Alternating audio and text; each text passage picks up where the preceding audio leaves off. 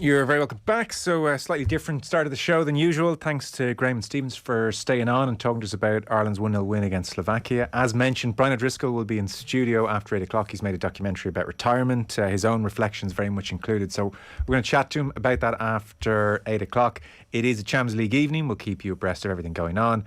We will also check in with Andy Mitten, editor of United We Stand, and then the Wrexham-based journalist Bryn Law, who you'll know from Sky Sports News down the years.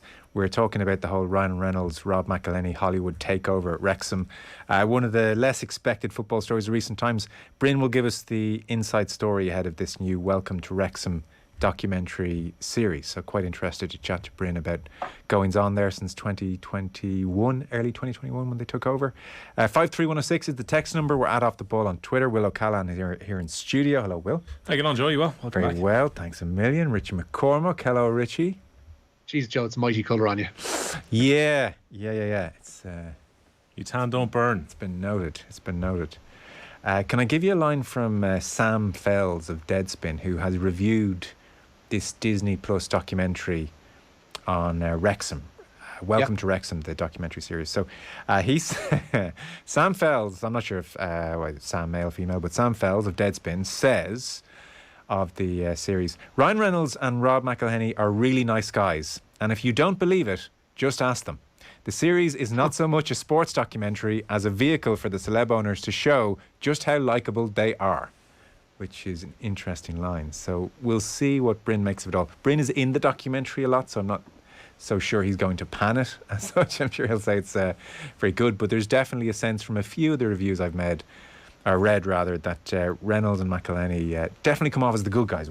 Well, I did see a clip from it which gave the impression that I'm not sure how tongue-in-cheek the guys were being within the clip, Joe, but basically it was McElhenney talking about, what the people of Wrexham and what the club means, and he basically was saying, it's very like Philadelphia, working class city, how important the sporting team is. And then he was asked by the person making the documentary, have you ever been to Wrexham? And he was like, no. Yeah. So I don't know how tongue-in-cheek that was. Well, I think it turns out as well that they had agreed to make the documentary before they agreed to buy the club. Right. So there's a deep-rooted suspicion amongst Wrexham fans. That's like an aspect to this, that they're like, who are these guys coming in? I think it's understandable as well. You're thinking these guys could just be doing this for attention on Twitter, and this might not be 100% serious. Yeah. So, we'll see what Bryn makes of it all. We should start the Newsround before time really gets away from us. The Newsround brought to you with Gillette Labs for an effortless finish to your day. Richie, I presume you're starting with Ireland's win. We were just talking about it there. Yeah, the Republic of Ireland, as we heard, securing a bye to the second round of Women's World Cup qualifiers. Denise O'Sullivan strike 8 minutes before half-time. Good enough for a 1-0 win over Slovakia in Senets. Ireland advance as one of the three best second-place teams of the group stage, and they'll be in the second round of playoff games, which will take place on the 11th of October. Excellent result, not a classic. Yeah, it's a fair observation. Yeah, it was a pretty laboured performance. I don't think Slovakia offered a whole lot throughout the game. The Republic of Ireland profiting from a Slovakian mistake in the lead up to the goal, and it was a really good finish by Denise O'Sullivan because the ball was behind her. It wasn't the best cutback from Zoo once she got into space. Slovakian defender got kind of half a foot in it. Denise O'Sullivan had to readjust, and it was a very clever finish to put it between two defenders and into the bottom corner. And then after that, very few chances for either side. But we've had so many of these games, and we were talking to Dan about this on the show last night, Joe, that the Republic of Ireland went to Ukraine with that golden opportunity to qualify for the European Championships, and had a miserable performance where there was a bizarre own goal and they hit the crossbar and didn't play anywhere near the standard they had in the rest of qualifying. In this case, you probably take a not so great performance, but the results just to guarantee they're in the top three teams of seeds and get to jump past one round of the qualifiers. It's remarkable to think that Ireland are now one tie away from going to the World Cup finals in Australia and New Zealand. Yeah, for sure. More reaction on its way back from Slovakia across the course of the show. Aislinn's out there. We'll be speaking to Vera Penn, some of the players you would presume. Meanwhile, it's a sure sign that winter is coming, Richie. Yeah, it is. They're into the second half, indeed, into the final 10 minutes in this evening's first game in Group E of the Champions League. Dinamo Zagreb continue to lead Chelsea by 1-0. Mislav Orsic with that goal 13 minutes into the first half. Pierre-Emerick Aubameyang made his first start for Chelsea in the Croatian capital there, but they remain 1-0 down into the final 8 minutes. The other game in that group kicks off at 8 and sees Salzburg play AC Milan. Real Madrid's defence of the trophy begins in Group F. They are away to Celtic from 8. Elsewhere in that group, RB Leipzig plays Shakhtar Donetsk. Manchester City's Group G campaign begins away to Sevilla, another 8 o'clock kickoff. The other game in that group had a 5:45 start. Borussia Dortmund are 2-0 up at home to Copenhagen. Both the goals coming in the first half from Marco Reus, now 33 years young, and Rafael Guerrero getting the second there. The other games are in Group H tonight. Paris Saint-Germain are at home to Juventus, and Benfica are playing host to Maccabi Haifa.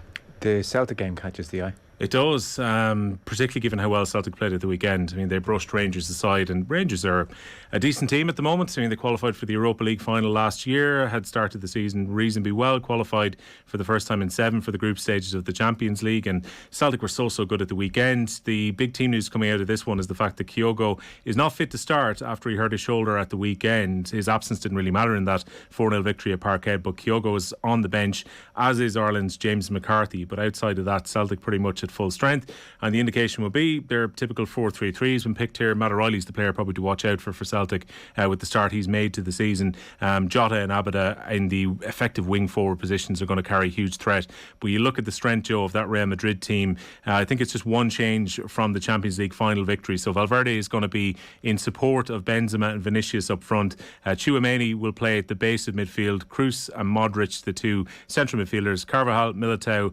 Alaba and Ferland Mendy will be the defence, and Courtois in goal. So it's Tchouaméni coming in for Casemiro is the only change from Paris. Tony Kroos had a dig at his old teammate Casemiro there in the build to this game. He was saying he's very thankful that, you know, he and many of his Real Madrid teammates don't just think about money. Which is hell of a dig at Casemiro, who's sitting on, I think, 370 grand a week they pay. Right, you're 30 years of age, Joe. You've won everything in the game. You're a 5-time European champion, and someone says to you that you're going to get paid more than £1 million a month to play football for the next 5 seasons. You're jumping at the opportunity. He can say it's all about going to the Premier League and testing himself somewhere new. To be guaranteed that type of money for 5 seasons is incredible. I'd say you can't believe it. Ange Postecoglou, meanwhile, I think is just at the moment charming everybody. He was asked in the build for this game, do you want to calm the fans' expectations down? You know, good at the weekend, but this is Real Madrid. And in this very likeable way, I mean, it's probably just the accent as much as anything, but I just feel like he reminds me a bit of Michael Cheika almost, just that forthrightness with the media. He was like, why would I want to do that? It was a great response. He Let said, everyone have a good time. Why would I burst the bubble for the supporters just coming off the back of a 4-0 victory in the derby? And I think that's the way Celtic have to look at it. I mean, their results in Europe under Brendan Rodgers were very up and down, and there were sometimes that Celtic would change their approach when a big team would come to town. There's almost something refreshing about the fact that Celtic are going to be true to the style that they've played under Ange Postecoglou, for good or for bad tonight. I mean, Real Madrid could well pick them off, and at the same time the crowd at Parkhead might well get behind Celtic, and this might be a huge performance. With the way they've started the season, they banged in 9 the week before, 4 against Rangers at the weekend. They will probably feel their best chance of doing well against Real Madrid is carrying a threat themselves tonight. So they've backed their own ability. Yeah. On this Brennan Driscoll chat coming up after 8 o'clock, somebody on YouTube, Darren, says, life after retirement, Bod clearly keeping the fitness up anyway. He could probably still pull on that 13 jersey for Ireland.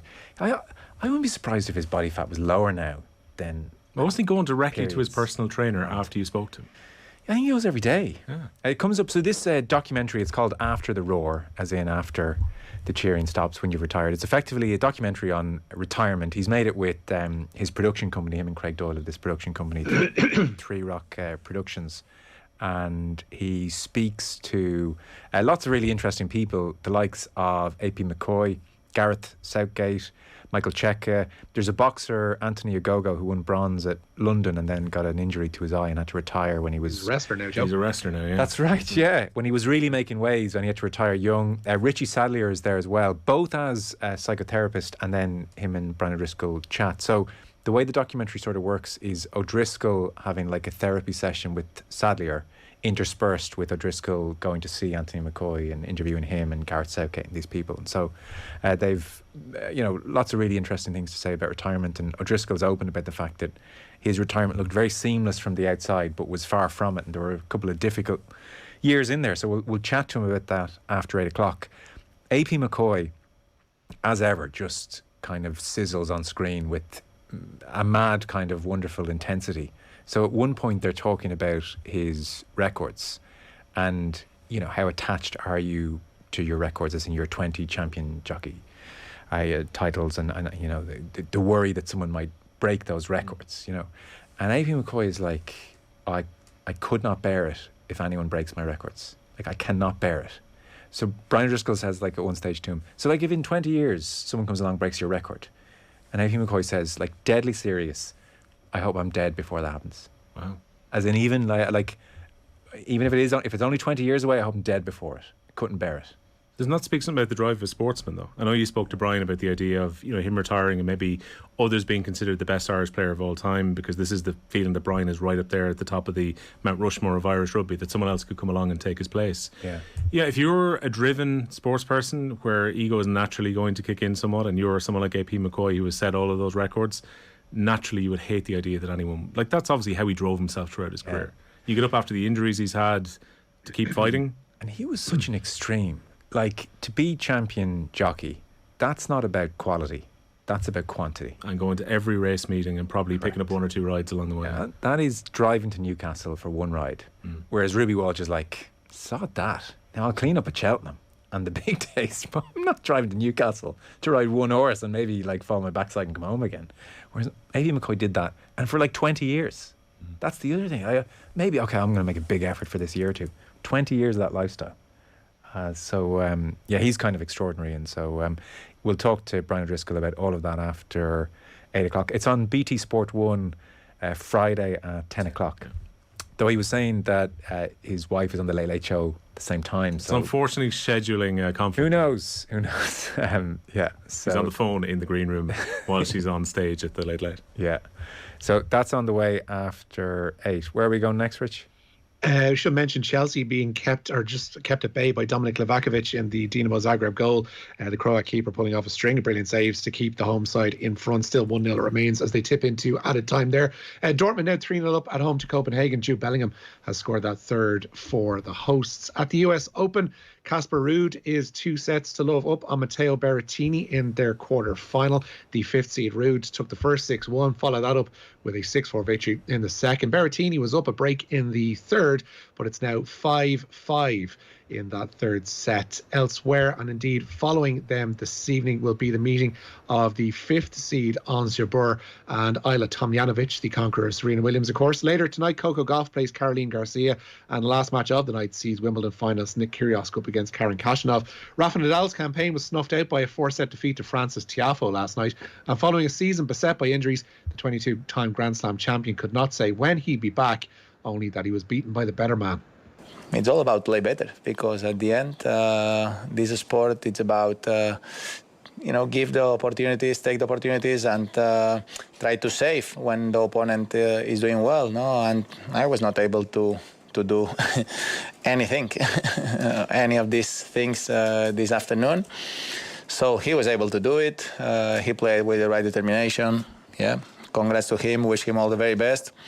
I need to go back. I need to fix things, life, and then I don't know when I gonna come back. I gonna try to be ready mentally. When I feel that I will be ready to compete again, I will be there. So who has this US Open opened up for then? I have no idea who's going to win the men's or the women's in this one. I mean, Medvedev is obviously still there as defending champion in the men's, but so many of the seeds have fallen, particularly on the women's side of the draw. We were wondering if maybe it was going to open up for Serena Williams to have the fairy tale story and possibly get to the end of this and retire winning on centre court next weekend. But she was eventually knocked out in round 3 as well. So I don't know, Rich. I mean, you've been trying to keep an eye on definitely the matches in the sociable hours. Is there anyone that stands out for you on either side of the draw? Yeah, Medvedev obviously beaten by Kyrgios in the last round. And I don't know, I have a feeling that given all he learned, even though he's still acting the maggot in Flushing Meadows, given the amount of mental preparedness, I guess, that he would have taken on board in getting to a Grand Slam final for the first time at Wimbledon, I think he's probably banked that and can take it through to get into the final here if he can just keep it between the ditches. I wouldn't bet against Carlos Alcaraz, who's been really impressive, super young, still third seed. And on the women's side of things, I don't know, Iga Swiatek last night was really ropey. She was lucky enough to come through a 3-setter against Jule Niemeyer, whose serve just deteriorated in the last set and a half. But Swiatek still has to be regarded as one of the favourites. But I wouldn't bet against Coco Gauff. I think there's something as regards being next to her name and being a potential to finally win a Grand Slam this time around. But again, pretty wide open, although Alcaraz is probably the man to keep an eye on in the men's draw. And when you say Kyrgios is acting the maggot? Still the same old, criticising people in the crowds, kind of antics in matches between his opponents. It's just, stuff he can kind of do without, and stuff he could probably do without. But it's probably a crutch from at this stage to try and set aside the mental aspect of keeping in a high stakes match. He can probably create a distraction for himself that takes away a lot of the nervous energy that associates with being in a high stakes match like that. And I guess that's how he deals with things at this stage. But like I say, getting to that Grand Slam final at Wimbledon, even though he to a degree tanked it a little bit in the final against Djokovic, has been huge, and I don't think it should be underestimated. And once you get that muscle memory of getting to a Grand Slam final and getting within, a hair's breadth of lifting a first slam, that sticks with you, and that's something that gnaws at you. And I think he'll want to actually go and prove that he is a player this time around in Flushing Meadows. Okay, so some interesting GAA news.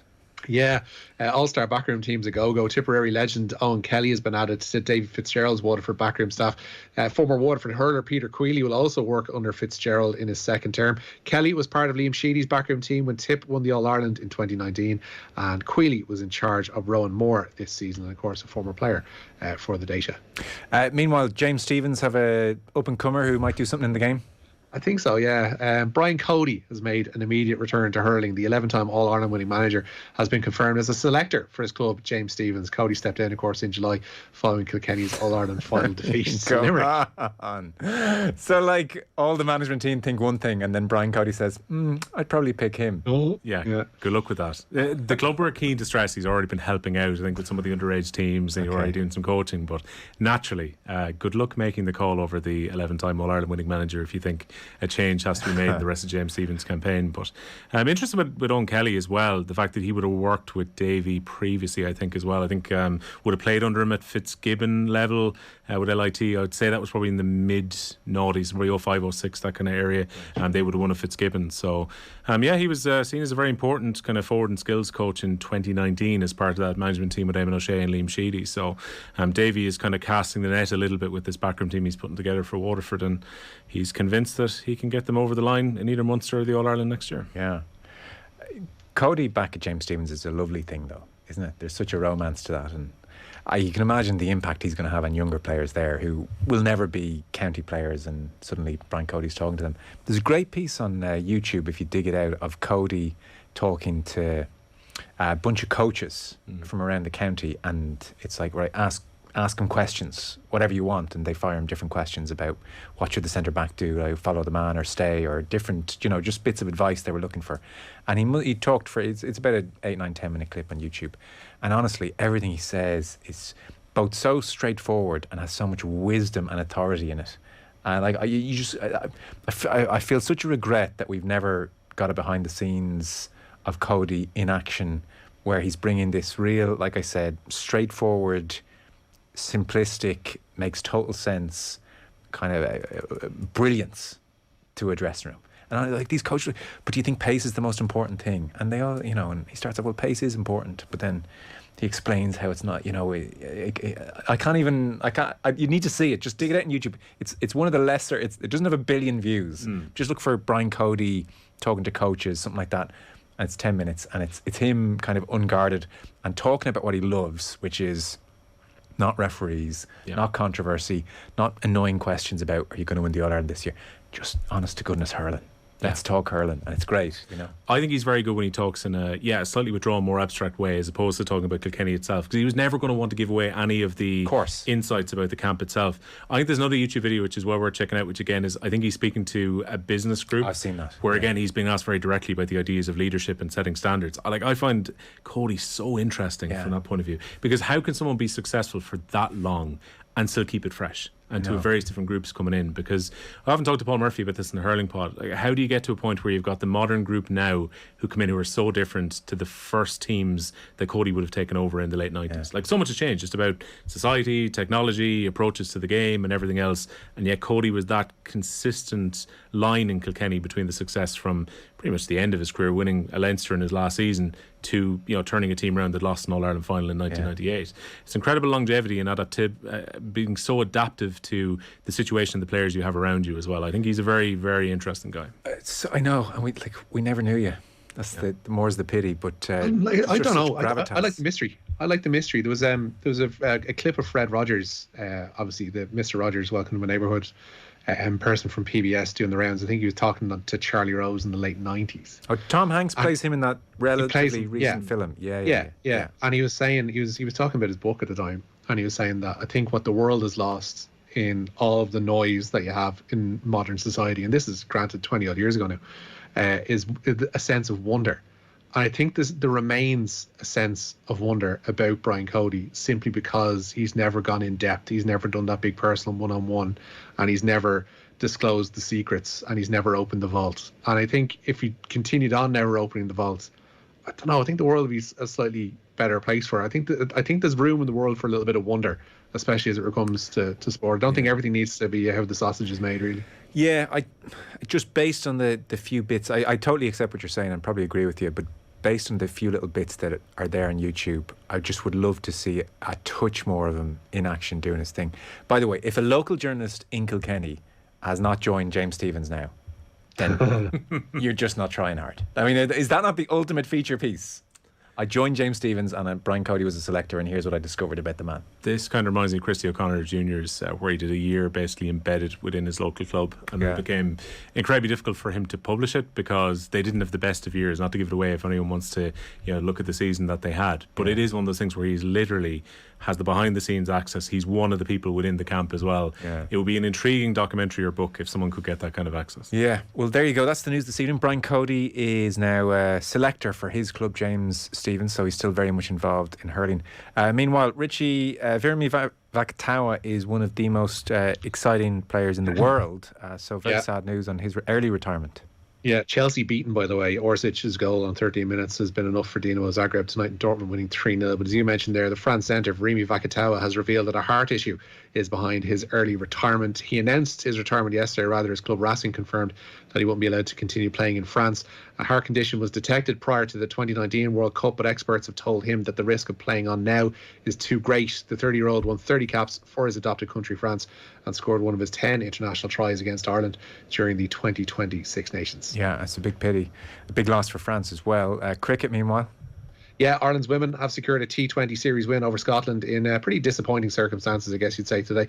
Rain Edinburgh forced an end to the day's play, with Ireland 83 runs away from their host target with 90 deliveries remaining in their innings. But the weather refused to clear, and Ireland won the game by 18 runs via the Duckworth-Lewis method. They will meet again on Thursday. John Ram. This is a good one. John Ram admits there is added tension in the locker room ahead of this week's BMW Championship. A number of players who've defected to the Saudi-backed Live Series are in the field for the tournament at Wentworth. Unlike on the PGA Tour, the DP World Tour still allows Live golfers to play, and Ram believes that is unfair. In my understanding, there is certain of double standard when it comes to the relationship Live has with the European Tour and the PGA Tour.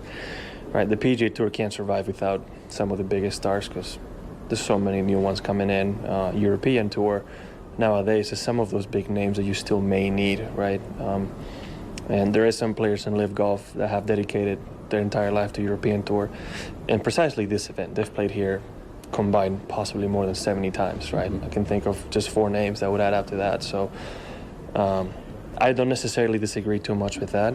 What I do disagree with is some of the names that have never expressed any support towards the European Tour, any interest or the event whatsoever.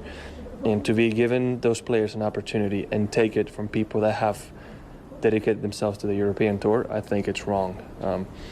And it is a little bit more personal this time for me because the first player out on the list is a Spanish player, Alfredo Garcia Heredia, great friend of mine, who's played 20 European Tour events this year. And then you have a few guys that... Taylor Gooch, Abraham Answer. I'm not going to name anybody, but the only reason they're here for is world ranking points, hoping they can finish in the top 50 to play certain majors. That's clear as day, and if they're saying otherwise, they're not fooling anybody, at least not me. So that's, to me, where the mistake comes in. I'm not opposed to Sergio or Westy or GMAC or Poulter being here because they've dedicated their life to European Tour, but there's some names that, to me, and even Patrick Reed, he's played European Tour. He's played the DP World Tour. He's been here for the last few years. He's played the Porsche Open, right, as well. So he has shown some interest. So I think he has earned his right to be here. But there's some players that, even though they qualified, however they qualified, I think they're taking the spots from some players that deserve it way more than they do. Whew. Rambo. Saucy. Yeah. So you did mean Taylor Gooch. You basically excluded everybody else. The interviewer saying that only leaves Taylor Gooch. I love that. Yeah, Jamie Weir was like giving him the direct chance, and he kind of went, "I'm not going to name names, but I'm going to keep going here." So I mean, this is a difficult situation for I keep calling it the European Tour. DP World Tour. Yeah, that just hasn't quite landed, has it? No. Difficult for the European Tour in that this has been decided in courtrooms. So in an American courtroom, the ruling was, well, if you've gone to live golf, then the PGA Tour don't have to welcome you back to PGA Tour events. However, you'll remember there was an injunction in a European court. Ian Poulter and a couple of others took it so they could play in a Scottish Open, and that injunction was successful. So it means that Wentworth, which is like the big flagship European event, a lot of the live guys can pitch up and play. So there's a simmering tension there. And well, John Ram is saying, I don't mind the GMAX of the world, but it's the others like Taylor Gooch I have a problem with. I'd say a lot of the players do also mind GMAC and any of the players who've left for live. So it's going to be a kind of uncomfortable week. It's going to be touchy. I'm looking forward to seeing some of the pairings and whether they're creative about some of the groupings that they put out in Wentworth. Don't put Ram and Gooch in the same group. Yeah. Honestly. Put McIlroy out with two live golfers. So that starts Thursday. Golf Weekly coming at you on Thursday. We'll be talking all about it. Do you want to fit in one last quick story there on Luke Donald?